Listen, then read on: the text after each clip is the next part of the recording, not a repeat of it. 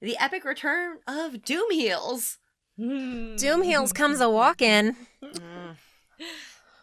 Fred, you coming to court again today? And Serena says, did you believe what you said yesterday? Of course I did. We shall see. And right about here is where I start to realize that Serena is ready to lean full into the Stepford Gilead wife role. I think that God, that's what it is. she's here. She's here Yeah. for it. She's committing. I think that June decimating her and then the testimony that she had to sit through, I do feel like Serena took those things to heart in her own Serena way. And I think that she's just like, I'm a piece of shit and I'm going to lean into it now. I might as well own it. As long as I get a baby out of it, what does she care?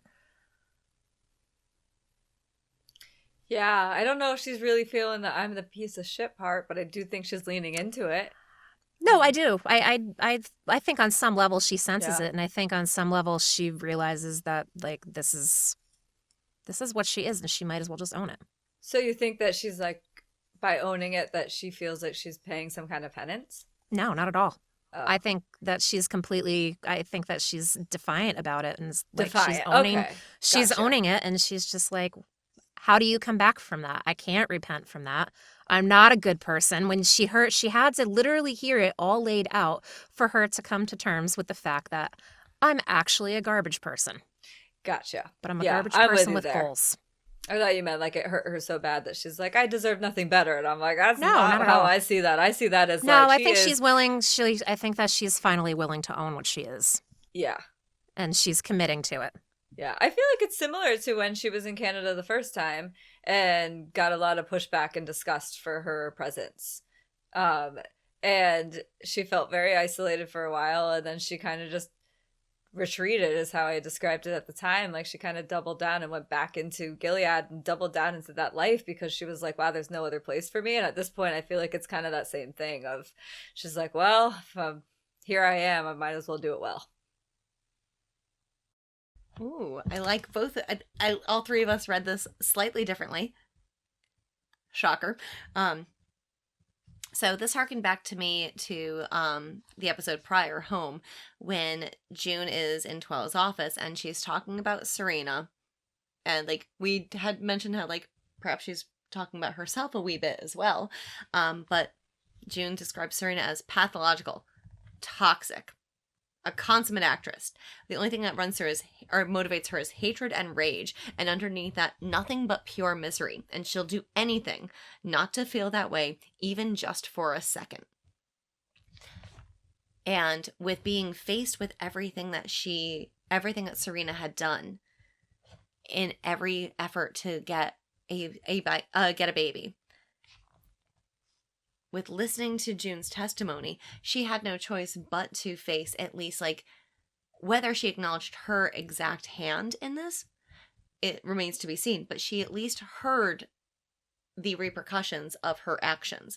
And this, like, with June, or with Serena coupling back down with Fred, it totally doubles down on the sentiment that June had, that Serena will do anything not to feel that pure misery, or not to feel that way even for a second.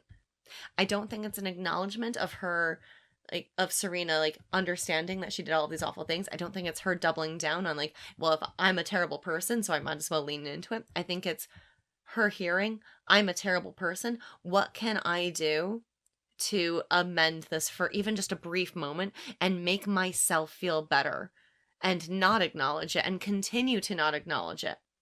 By being pathological, by being a consummate actress, and allowing that, like, that hatred and that rage to continue to fuel her, and doing everything she can to keep that, or to abstain from feeling that misery that she feels. I like that you brought that. Man, it's probably some of that too. Mm-hmm. The reason why I think that she's leaning into it in this scene is because, like, when they go outside and she grabs Fred's hand. It's that. That's what I was gonna say. Yeah, it's just the that look on her movement face. there. it's one of uncertainty, but I think when she sees the crowd, and honestly, I remember we were like super alarmed about this, like what the hell is up with the Free the Waterford sign, but it didn't seem to me like there were that many supporters. Like, whatever, fringe groups are going to do what fringe groups do. And I don't know if Canada has as many of them as we do. Good Lord. Hey, Canadians, let us know about that. Just wondering. But anyway, I feel like when she took Fred's hands and then that look that came over her face as she like looked at the crowd, I think it kind of like invigorated her a little bit. Like she took his hand and she's like, I guess we'll do this. It feels awkward. There was a weird awkwardness to it. Like it reminded me of, I don't know, two kids sitting next to each other in a school bus and, you know, you kind of like go take your boyfriend's hand and you're like, for the first time, and you're like, this feels weird, but I guess I'll do it. But then when she saw that crowd, I feel like she was like, yeah, I remember this and I like it. So I think after this, I think Serena is going to go whole hog into the evil. I really do. I read that exactly the same way. Like when you started that scene of like, well, you know, this was the point, and I'm in my head, I'm like, there was one point. It was when she grabbed his hand, and up until that point, it was like almost like a little bit of hesitation. Whatever was going through her head exactly, I couldn't quite figure out, but there was definitely a hesitation. She was questioning him before, and then she takes his hand, and I agree, it was like she takes his hand first a little bit hesitantly. And then the next thing you know, it's like the second they connect, it was like this super villain power. And she's like Katniss and Peeta-ing it like down the runway. Like they were all Hunger Games smiling away. We are power couple. Hear us roar. Like she just leaned in full on. And I just think it's the same thing of like, wow. It's not the first time I had that feeling in this season of like, this is this power couple, this super villain power couple just starting to rise up, and I'm terrified to see what happens, but I kind of think their end game will be that they will just tear each other to shreds, which will be cool. Wouldn't that be glorious? So they gotta get there in order to be teared to shreds. I agree with the end game for what you two are both saying. I'm gonna stick with like the impetus for it. Like for Fred, it is being in power, and for Serena, it is just not feeling that misery. And clinging onto something that will afford her the opportunity to not be miserable. And she sees this as an opportunity to never have to feel that misery again and get constant validation over and over again. Oh, I totally see that. Absolutely. I also see it as her, like, it almost throws back to, in the before times, those speeches that she was making and how she had a bit of control over the dialogue. And now that she's in Canada, she can have a bit more control over the dialogue.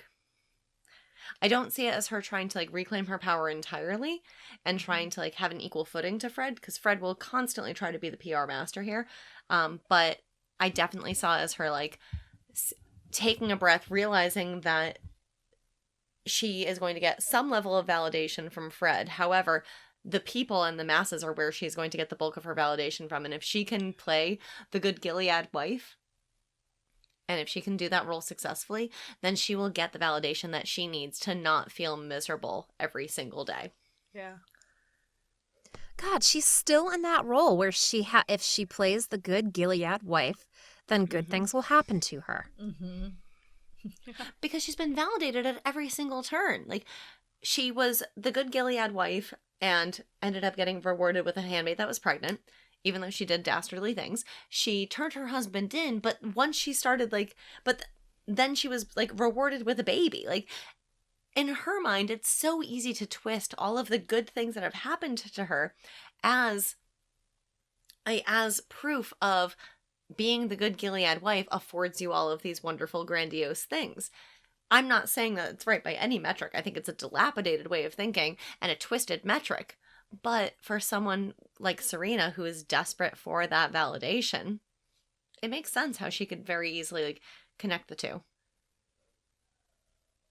I think it's bastardization, too, that comes from her religion, because that is just such a Christian dominionist way of thinking that if we just do the right thing as prescribed by us, then bad things won't happen to you. And anybody that doesn't think like us and bad things happen to them, well, it's because you didn't think like us.